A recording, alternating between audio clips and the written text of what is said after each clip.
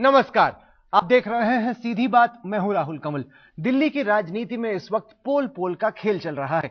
हर राजनीतिक पार्टी अपना अपना ओपिनियन पोल करा रही है और अपने आप को विजेता ठहरा रही है। इस वक्त हमारे साथ मौजूद है आम आदमी पार्टी के नेता अरविंद केजरीवाल, जिन्होंने ओपिनियन पोल कराया और अपने आप को विजेता ठहराया। तो बन गए आप मुख्यमंत्री। इतनी क्या बेसब्री है जनाब, चुनाव तो होने दीजिए।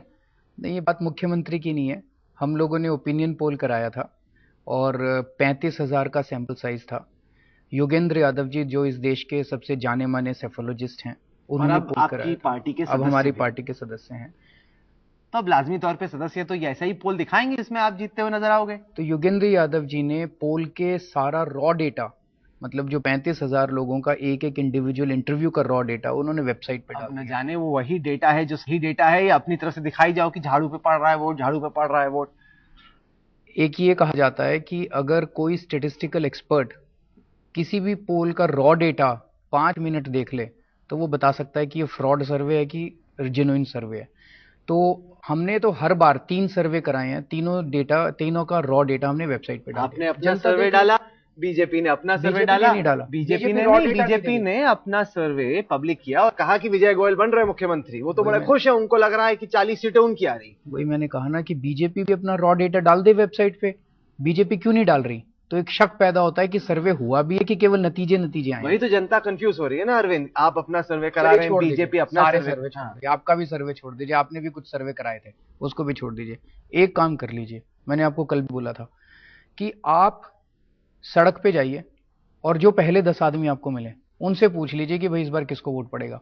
10 में से आपको 8 आदमी कहेंगे कि इस बार झाड़ू पे वोट पड़ेगा। जनता से पूछ लीजिए। कांग्रेस और बीजेपी के कुछ शीर्ष नेताओं से मेरी बात हुई। उन्होंने कहा कि आम आदमी पार्टी दिल्ली की हवा में तो बहुत है लेकिन जमीन पर नहीं है, और हवा में रहने पर, टीवी में रहने से, अखबारों में आने से मुख्यमंत्री नहीं हो बनता है। ये बीजेपी कांग्रेस का आंकलन है। सर, अखबार वाले और टीवी वाले तो दिखाई नहीं रहे थे जब से हमने मुकेश अंबानी के पिछली बार स्विस बैंक के अकाउंट एक्सपोज किए थे। आप लोगों ने तो दिखाना ही बंद कर दिया था। आप छाए हुए हो। आपको जितनी कवरेज मिलती है अरविंद, उसकी तो किसी को नहीं मिलती। हर आदमी अपना टुकड़ा लिए रो रहा है। सर जी, आप अपना देख लीजिए, पिछली सीधी बात आपने 1 साल पहले की। 1 साल पहले नहीं, आप झूठ मूठ का मत बोलिए, मैं आपको निकाल के दिखा दूंगा। 8-10 हफ्ते पहले की थी। इसी स्टूडियो में आए थे, बगल में बैठ के हम लोगों ने सीधी बात की थी। चुनाव प्रचार जब शुरू हो रहा था तब। अरविंद, मानता हूं राजनीति में हो लेकिन कम से कम सच तो बोलो। चलिए की थी। चलिए, लेकिन कांग्रेस बीजेपी ये कह रही है कि आप हवा में ज्यादा है, जमीन पर कम, और वो यहां तक शर्त लगाने को तैयार है कि 2 से ज्यादा सीटें नहीं आने वाली है। लगा लीजिए उनके साथ शर्त। मैं लगा लूं? हाँ, लगा लीजिए, आप जीत जाएंगे। आप 10 करोड़ रुपए की शर्त लगा लीजिए, जीत जाएंगे। 10 करोड़ रुपए ना मैंने कभी जिंदगी में देखे, ना मुझे शर्त लगाने का शौक है। बीजेपी और कांग्रेस बिल्कुल जमीन से कट चुके हैं। उनको पता ही नहीं कि जनता क्या सोच रही है, उनको पता ही नहीं कि जनता कितनी दुखी है, उनको पता ही नहीं कि जनता कितनी गालियां दे रही है उन लोगों को। वो बिल्कुल जमीन से कट चुके हैं। आपने साफ छवि को, करप्शन को इतना बड़ा मुद्दा बनाया कि उसको लेकर बीजेपी में तो दरार हो गई। विजय गोयल, हर्षवर्धन के बीच तकरार चल रही है। आप तो मजे आ रहे होंगे कि लड़ाई हो रही है बीजेपी में। देखिए, बीजेपी में 2-3 प्रॉब्लम्स हैं। एक तो ये कि बीजेपी भी उतनी भ्रष्ट पार्टी है जितनी कांग्रेस है। 7 साल से दिल्ली के अंदर बीजेपी का एमसीडी में राज है। एमसीडी में एक काम बता दो जो बिना पैसे के होता हो। नक्शे बिना पैसे के पास होते हो, सड़कें बिना पैसे के बनती हो। दिल्ली में डेंगू फैला हुआ है, उसके लिए बीजेपी जिम्मेदार है। दिल्ली में डीसिल्टिंग के ऊपर करोड़ों रुपए खर्च करते हैं। 2 घंटे बारिश आ जाए तो पूरी दिल्ली में बाढ़ आ जाती है। एक काम एमसीडी। उधर बीजेपी ने एमसीडी को चूस लिया, शीला दीक्षित ने पूरी दिल्ली को चूस लिया। दिल्ली की जनता देख रही है कि बीजेपी और कांग्रेस दोनों ने खूब जम के भ्रष्टाचार किया। इस बार दिल्ली की जनता ईमानदार सरकार चाहती है। तो पहली चीज तो ये कि बीजेपी भ्रष्टाचार के और उनको, बीजेपी को दिल्ली चुनाव का अध्यक्ष बनाने के लिए नितिन गडकरी मिले, जिनको भ्रष्टाचार के आरोप में ही बीजेपी ने हटाया। साबित नहीं हुआ, आरोप उन पर लगे, साबित कुछ नहीं हुआ। पर बीजेपी ने ही तो हटाया था उनको भी। बीजेपी ने आरोप लगे इस वजह से, लेकिन उसके बाद तो ना ईडी ना आईटी कहीं आगे बढ़े। एक एक करके बताते हैं। और तीसरी चीज, बीजेपी के पास दिल्ली के अंदर कोई चेहरा नहीं है, कोई नेता नहीं है उनका। लड़ रहे हैं आपस में। क्यों लड़ रहे हैं? आप एक चीज बताइए, दिल्ली के मुख्यमंत्री की इतनी क्या आपाधापी मची हुई है जो कुत्ते बिल्लियों की तरह बीजेपी में लड़ाई हो रही है? क्यों हो रही है? क्योंकि जो मुख्यमंत्री का वो लेगा उसको पैसे मिलेंगे, पैसे कमाएगा। सत्ता से पैसा, पैसे से सत्ता, सत्ता से पैसा, पैसा। अरे कोई भी बन जाए मुख्यमंत्री, भ्रष्टाचार कैसे दूर करेंगे, महंगाई कैसे दूर करेंगे, इसके ऊपर चर्चा। पर अब बीजेपी में इस पर भी चर्चा चल रही कि क्या हर्षवर्धन को आगे किया जाए बतौर मुख्यमंत्री पद के उम्मीदवार के तौर पे। तो उनकी तो छवि साफ है। उनकी छवि तो साफ मनमोहन सिंह की भी है। पर सारे उनके इर्द गिर्द सारे भ्रष्टाचारी बैठे हैं। तो हर्षवर्धन जी के आ जाने से बीजेपी का कैरेक्टर कैसे बदल जाएगा, ये समझ में नहीं आता। हर्षवर्धन जी भी मुख्यमंत्री उनकी तरह ही होंगे, मनमोहन सिंह जी की तरह, जिनकी अपनी पार्टी में ही नहीं चलती है। नहीं, पर इतना सरल नहीं है। कम से कम एक साफ छवि का उम्मीदवार अगर आता है तो आपको लगता है कि आम आदमी पार्टी को खतरा है, क्योंकि इस वक्त आप जो एंटी इस्टेब्लिशमेंट वोट है, जो गैर कांग्रेस वोट है, उसको खींच रहे हो। इस वजह से ओपिनियन पोल दिखा रहे हैं कि आपका वोट शेयर नहीं शेयर सर, बढ़ रहा है। नहीं सर, जो लोग आहत हैं। आप गलत हैं। मैं गलत नहीं हूं। बीजेपी केवल और केवल एंटी शीला वोट्स के सेंटीमेंट के ऊपर जीतना चाहती है। बीजेपी का एक भी दावा ये नहीं है कि 7 साल से हमने एमसीडी के अंदर ये अच्छा काम करके दिखाया। कहीं उनके इसमें है, कहीं उनके प्रचार मटेरियल में, भाई हम 7 साल से एमसीडी में राज कर रहे हैं, हमने ये 4 अच्छे काम किए, अब हमें दिल्ली दे दो, हम दिल्ली में भी 4 अच्छे काम करके दिखाएंगे, कहीं कह रहे। वो केवल और केवल एंटी शीला सेंटीमेंट पे जीना चाहते हैं। आम आदमी पार्टी एंटी शीला वोट नहीं, वो आम आदमी पार्टी कांग्रेस के भी वोट काट रही है 37%, बीजेपी के 26% वोट काट रही है। जो लोग आम आदमी पार्टी को वोट दे रहे हैं वो आम आदमी पार्टी के फेवर में वोट दे रहे हैं, एंटी शीला वोट नहीं दे रहे हैं। पर अरविंद, राजनीति आप भी समझते हैं। हकीकत यह है कि लोगों का यह कहना कि हम किसी नई पार्टी को वोट देना चाहते हैं कि उन्हें लगता है कि एक पार्टी साफ उम्मीदवारों के साथ आ रही है, एक साफ एजेंडे के साथ आ रही है, और उन लोगों का वाकई में पोलिंग बूथ पर जाकर मशीन को दबाना, बटन दबाना, झाड़ू पर बटन दबाना, ये बहुत फर्क है। क्योंकि ये कहना कि हम आपको वोट देंगे और ये करना जमीन आसमान का फर्क है। बीजेपी और कांग्रेस का काडर है, उनके कार्यकर्ता हैं, वो जमीन पर मौजूद हैं। ये मैं आपको क्लियर कर दूं, बीजेपी और कांग्रेस के पास कोई कार्ड नहीं है। ये गलत फहमी है। हम भी यही सोचते थे। एक बहुत बड़ी गलत फहमी जो मेरी पिछले 10 महीनों में टूटी है, हम ये सोचते थे ये पार्टियां तो जमीन पे बड़ी हैं, इनके पास तो कोई कार्डर नहीं है सर। हमारे कार्यकर्ता डोर टू डोर जा रहे हैं, और एक विधानसभा में हमारी नकल करके बीजेपी ने कोशिश की, उन्हें किराए पे, भाड़े पे लोग रखने पड़े। उनके पास पैसा है, लेकिन जनता आम आदमी पार्टी के साथ है। जिस लार्ज स्केल पे वॉलंटियर्स हम लोगों के साथ आ रहे हैं, आम गृहिणियां, आम senior citizens, software engineer, students अपने अपनी नौकरियां छोड़ छोड़ के, दुकानें बंद करके जो आम आदमी पार्टी के साथ आ रहे हैं, ये कार्ड किसी पैसा भी बहुत आ रहा है आपके पास। पैसा कितना से भर भर के पैसा आ रहा है। 15 करोड़ रुपए टोटल आया है सर। 15 करोड़ रुपए में हम 70 कैंडिडेट्स को चुनाव लड़ाएंगे।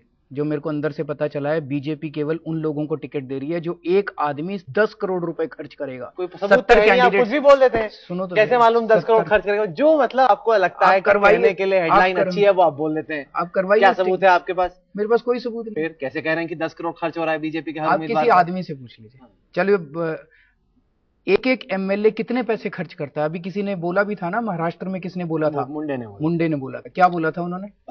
15 करोड़। तो मैं तो 10 करोड़ ही बोल रहा हूँ। 10 करोड़ रुपए बीजेपी और कांग्रेस वाले एक एक एमएलए खर्च करेगा। उनका बजट 700 करोड़ का है, हमारा बजट 20 करोड़ का है।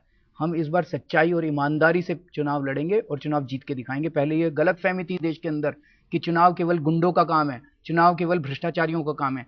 इस बार ईमानदारी से चुनाव लड़ेंगे और ईमानदारी से चुनाव जीत के दिखाएंगे। पर शीला दीक्षित ये कह रही है कि अरविंद केजरीवाल का एजेंडा कुछ साफ नहीं है। बातें वो बड़ी बड़ी कर रहे हैं, लेकिन बातें करने में और सरकार चलाने में अरविंद जमीन आसमान का फर्क। मैं सहमत हूं आपसे। हम बहुत खुश हैं कि हमें वो एक्सपीरियंस नहीं है जो इन दोनों पार्टियों को है।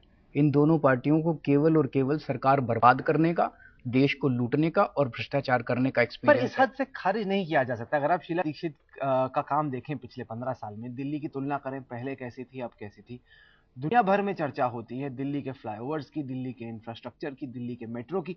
बाकी शहरों से अगर आप तुलना करते हैं, शायद परफेक्ट ना हो, लेकिन बैंगलोर से तुलना कीजिए, मुंबई से तुलना कीजिए, कोलकाता से तुलना कीजिए। चलिए, हर शहर में नुकसान हुआ है, दिल्ली पहले से बेहतर हुई है। फ्लाईओवर और क्या बताया आपने? मेट्रो, सड़कें देखिए, सड़कें। और नहीं, ये मैं थोड़ी कांग्रेस का प्रवक्ता हूं। मैं कह रहा हूं कि आप कुल मिला के देखिए, बाकी शहरों से बेहतर काम हुआ है दिल्ली में। इन 3 के अलावा मुंबई में स्थिति कितनी खराब थी, ये 3 के अलावा और कुछ है? मैं क्यों बताऊं आप? इसीलिए तो मैं कह रहा हूं आप बहस पे आइए। शीला दीक्षित बनाम जो भी बीजेपी की तरफ से आ रहा है बनाम अरविंद केजरीवाल, बहस होनी चाहिए। इन 3 के अलावा तो कुछ नहीं है। वो तो कांग्रेस बताए, वो तो अपना लंबा चौड़ा लिस्ट कर रही है कि उन्होंने क्या क्या किया है। क्या क्या किया? उन्होंने सारी अनऑथराइज्ड कॉलोनीज को रेगुलराइज किया। एक मीटिंग में शीला दीक्षित ने खड़े होकर कहा, हमने अन्न श्री योजना की, हजारों लोगों को दी।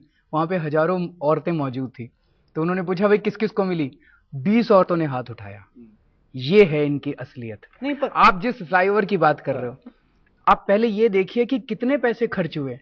एक साल में दिल्ली का बजट 40,000 करोड़ का है। 15 साल हो गए, 6 लाख करोड़ रुपए, 70,000 करोड़ रुपए कॉमनवेल्थ के, 7 लाख करोड़ रुपए में सर 4 शहर बन जाएंगे नए। आपने 65 फ्लाईओवर बनाए हैं 7 लाख करोड़ रुपए में। नहीं, पर आपने ये कोई हाल ही में दावा किया कि शीला दीक्षित का आपके मैनेजर को फोन आया, उन्होंने कहा ये क्या कह रहे हैं। शीला दीक्षित के दफ्तर ने साफ खंडन किया, कहा कि आप महाफेकू हैं, कुछ भी उलट बोल देते हैं। ये कैसे आप कहते हैं कि शीला दीक्षित आपके मैनेजर को फोन करेंगे? कुछ ऐसा तो कही तो जनता माने अरविंद। सर हम पब्लिक मीटिंग में थे, वहां सबके सामने फोन आया, मैं स्टेज पे बैठा हुआ था। शीला दीक्षित ने फोन किया? उन्होंने खुद फोन किया। अरे कोई भी आपको अच्छा चलो मत मान हो सकता है, चलो कोई गारंटी क्या मालूम कि शीला चलिए दीक्षित मान फोन लीजिए कर रही है। मूर्ख किया, हाँ। क्या फर्क पड़ गया? ये कोई डिबेट का हिस्सा नहीं है? नहीं, पर डिबेट का हिस्सा है इसलिए क्योंकि आपकी क्रेडिबिलिटी का सवाल है। देखिए भाई, उसने हर फोन चीज किया। पे आपकी कोई क्रेडिबिलिटी पर सवाल खड़ा हो रहा है। आपने कहा सीधी बात साल भर पहले हुई, वो गलत निकला। आपने कहा कि शीला दीक्षित का आपको फोन आया, आपके मैनेजर को फोन आया, वो सीधे सीधे खारिज हो गया। तो मतलब आप मुस्कुरा रहे हैं, समझ रहा हूं, लेकिन नेता बनने का ये मतलब थोड़ी कि मतलब पतंग फेंकते चले जा रहे, फेंकते चले जा रहे, फेंकते चले जा रहे। कहाँ पतंग फेंक रहे हैं सर? आप छोटी छोटी बातों को उठा के, फोन आया था, अब वो नहीं मान रही, इसमें ऐसी कौन सी बड़ी बात है? नहीं, पर वही मैं कह रहा हूं, ये कहने से पहले कि शीला दीक्षित ने फोन किया आपके सर मैनेजर फोन किया था, मैं भी क्यों झूठ बोलूंगा? बताओ इससे मेरे को क्या फायदा होगा? आप दिखाओगे कि शीला दीक्षित आपके मैनेजर को फोन कर रही है, उससे आपको क्या मिल जाएगा? वाहवाही मिल रही, ताली बजेगी बड़ी बताओ इससे क्यों जनता ताली के बजाएगी? सामने। अब न जाने आप तो राजनीति में आ गए ना, अब साम दाम दंड भेद जो हो, मतलब किसी तरीके से मुख्यमंत्री की कुर्सी पर जाके बैठ जाए अरविंद केजरीवाल। मैं उसके ये कहने से मैं मुख्यमंत्री की कुर्सी पे बैठ जाऊंगा कि जनता फोन को- आया था जनता को इससे।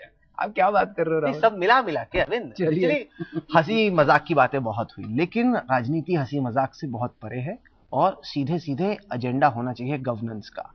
अगर अरविंद केजरीवाल को सरकार बनाने का मौका मिलता है तो क्या उनके पास वाकई में कोई प्लान है, या केवल बातें ही होंगी, रामलीला मैदान पर बड़ी बड़ी सभाएं होंगी और सरकार और प्रशासन के नाम पर होगा शून्य?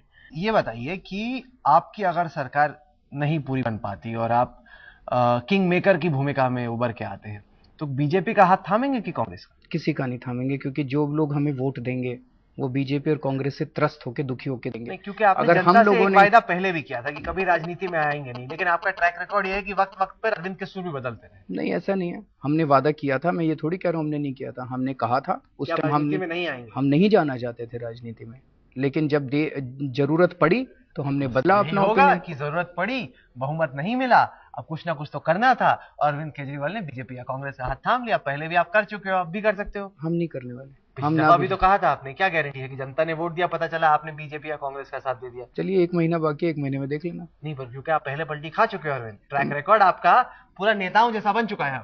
आप जो मर्जी कर लीजिए, वो तो जनता को तय करना है ना। ये बात आपने सही कही। वो तो जनता को तय करना है। हम ना बीजेपी का साथ देंगे, ना कांग्रेस का साथ देंगे और ना उनकी सपोर्ट लेंगे, क्योंकि अगर हमने ऐसा किया तो जो लोग हमें वोट दे रहे हैं उनके साथ धोखा होगा। तो दिल्ली में चुनाव खत्म होने के बाद क्या आप राष्ट्रीय स्तर पे पार्टी बनाएंगे? पार्टी तो राष्ट्रीय स्तर पे ही है। नहीं, अभी तो दिल्ली की पार्टी है ना। देखिए, मुंबई में, आगे कोलकाता का में, हमारा क्या चेन्नई में। होगा, आगे का हमारा क्या होगा, ये तो दिल्ली के बाद बैठ के पार्टी के लोग डिस्कस करेंगे, सब लोग बैठ लेकिन के आपको डिस्कस लगता है कि 2014 की जनरल इलेक्शन से पहले संभव है आम को राष्ट्रीय स्तर पर फैलाना? अभी कुछ कह नहीं सकते, अभी बहुत अर्ली है। तो मैं बिना अपने पार्टी के सब लोगों से डिस्कस किए बिना आपको कह दूं ये ठीक नहीं होगा। आगे का रास्ता दिल्ली के चुनाव के बाद लेकिन बैठ के आप डिस्कस चाहते किए। हैं कि इसको राष्ट्रीय स्तर देखिए, पर भ्रष्टाचार तो पूरे देश से ही दूर करना है, ये तो जरूरी है। पूरे देश से, कोई दिल्ली से थोड़ी भ्रष्टाचार दूर करना है, सारे देश से दूर करना है। तो देश से तो करना पड़ेगा, लेकिन कब होगा, कैसे होगा, ये अभी मैं नहीं कह सकता। चलिए, आपने अपनी बात रखी, हम जनता तो छोड़ते हैं कि वो तय करें कि झाड़ू पे वोट लगाना है या फिर कांग्रेस को या बीजेपी का साथ देना है। तो ये थी अरविंद केजरीवाल से आज की सीधी बात। ये कार्यक्रम आपको कैसा लगा? आप अपनी राय हमें ईमेल के जरिए भेज सकते हैं। हमारा ईमेल का पता है sp@aajtak.com। साथ के साथ इस कार्यक्रम को आप हमारी वेबसाइट पर देख सकते हैं, जिसका पता है www.aajtak.in/सीधी बात।